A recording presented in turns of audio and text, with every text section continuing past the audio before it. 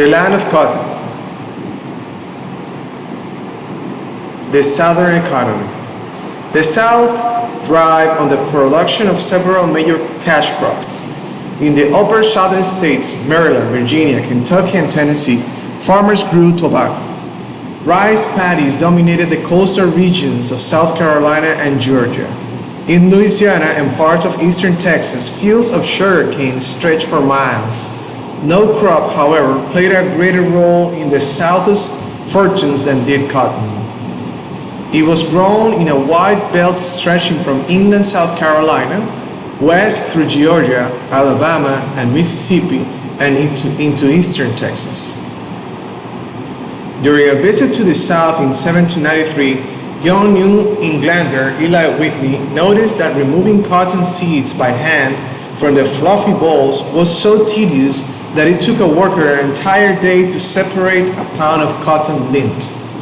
In only 10 days, Whitney built a simple cotton gin being short for engine, that quickly and efficiently combed the seeds out of the cotton balls. The invention of the cotton gin happened at the same time that textile mills were expanding in Europe. Mills in England and France clamored for all the cotton they could get. In 1792, the South produced about 6,000 bales of cotton. By 1801, annual production had reached 100,000 bales. Cotton becomes king. Cotton soon dominated the region. By the late 1840s, Southerners were producing more than 2 million bales of cotton annually. And in 1860, production reached almost 4 million bales. In that year, Southern cotton sold for a total of 192 million, more than half the value of all U.S. exports. Southerners began saying, "Cotton is king."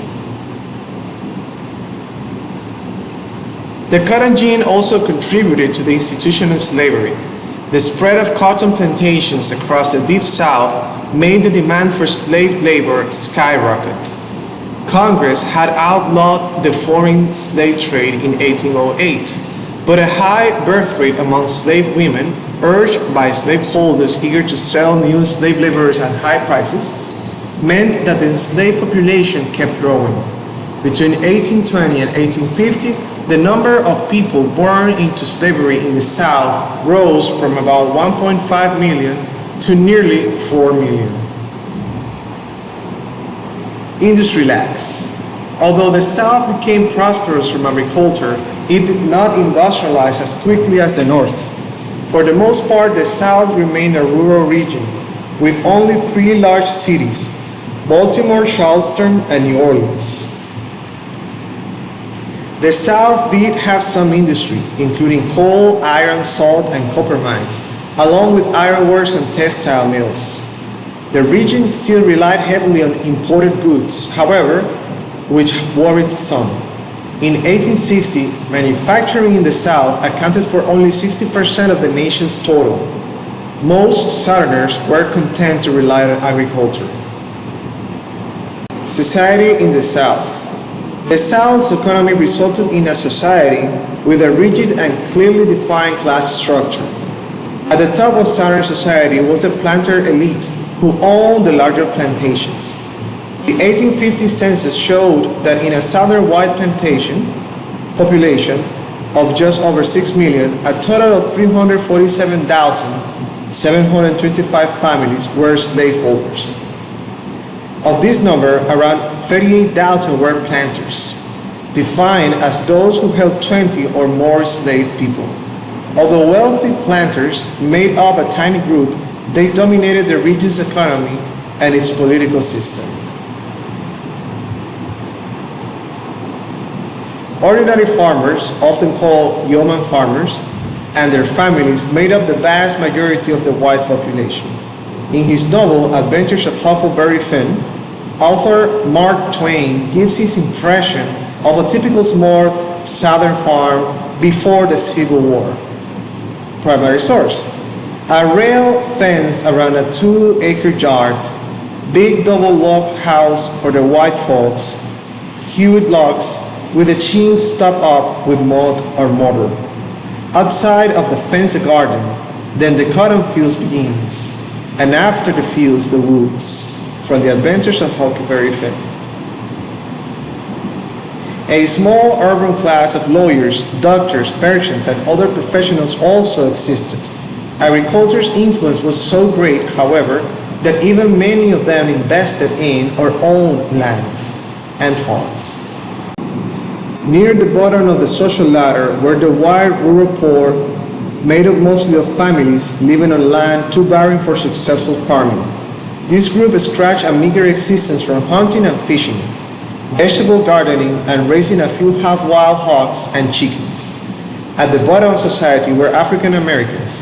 In 1850, nearly 3.6 million African Americans lived in the South, about 30% of the total population of the South. Slavery. Rice and cotton plantations, as well as tobacco farms, depended on slave labor. The vast majority of enslaved African Americans toiled in the South's fields. Some, however, worked in factories or as skilled workers. Others became house servants. Enslaved people had few legal rights. State slave codes forbade enslaved people from owning property or living at slaveholders' premises without permission. They could not bring a lawsuit or sign a contract. They could not possess firearms or testify in court against a white person. Laws banned them from learning to read and write. Society viewed enslaved persons as property. Plantation life. On farms and small plantations that held few enslaved people, the task system was used to organize enslaved labor. Under this system, slave workers were given a specific set of jobs to accomplish every day. After completing their task, they were allowed to spend the remainder of the day as they chose. Some slave people earned money through their skills as artisans. Others cultivated personal gardens or hunted for extra food. As cotton production became more common and slavery more widespread, slaveholders with large plantations adopted the gang system of labor. Under this system, enslaved people worked in groups that labored from sunup to sundown, plowing, planting, cultivating, or picking, depending on the season. A driver acted as the director of a work gang. Often, these individuals were enslaved people themselves, chosen for their loyalty or willingness to cooperate. They ensured that the workers labored continuously. No matter which system was used, slavery was a degrading experience. The abolitionist Frederick Douglass recalled how life as a slave person affected him. My natural elasticity was crushed. My intellect languished. The disposition to read departed. The cheerful spark that lingered about my eye died. The dark night of slavery closed in upon me, and behold, a man transformed into a brute. Slave women and children. Slave African American women worked long, hard days in the fields or in the plantation house, where they served as maids, nannies, or cooks. These jobs carried great responsibilities, constant demands, and abuse, along with the scrutiny of the master or mistress of the house. On larger plantations, older women cared for the babies of other women in nurseries while the mothers worked. Where family relationships were allowed, they also cooked and cared for their own families. Children of slave parents might be allowed to play, often with the plantation owner's own children, but as soon as they were able, they were given chores. Most enslaved children were prevented from getting an education, although some learned to read. Free African Americans. Some 250,000 free African Americans lived in the South by the time of the Civil War, the majority of whom lived in rural areas. Some had gained their freedom through services in the American Revolution, and others were the freed half-white children of slaveholders. Still others had managed to purchase freedom for themselves and their families. Free African Americans had an ambiguous position in Southern society. In cities such as Charleston and New Orleans, some were successful enough to become slaveholders themselves. In other places, they had to obtain licenses to preach or to own firearms.